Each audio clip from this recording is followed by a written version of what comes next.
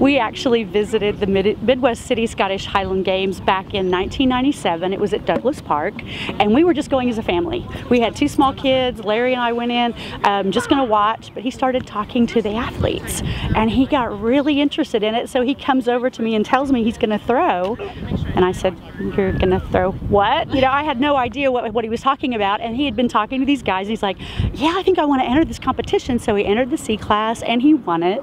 But the thing that was even better than that is we started forming friendships with these people. Each event hooks you because it's really difficult technically, and like we mentioned, I didn't have a track and field background that helped me here.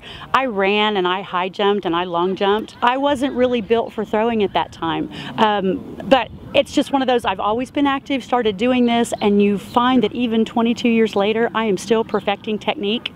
And part of that is that it's that difficult, and part of it is that you also change. What's your favorite event? Do you have a favorite, Terri? You know, it varies. It's like what's hitting on all cylinders that day. Okay. No, the sheaf has always been one of my favorites. The sheaf is a simulated hay bale that we make out of a burlap bag, and then you stab it with a pitchfork and you throw it for height over a pole vault standard.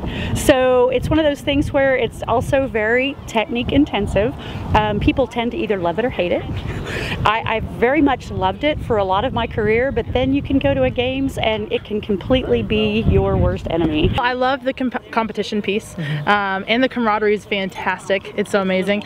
So before like every competition, everyone gets together and we either like we'll say a prayer, or I mean sometimes they take shots together, or like there's just a huge team dynamic. Everyone always cheers each other on, which is super wonderful as well. Especially as an adult, there aren't very many things that you can get into as an adult where it's like, hey, we're all rooting for each other for the same cause, even though I hope that I beat you.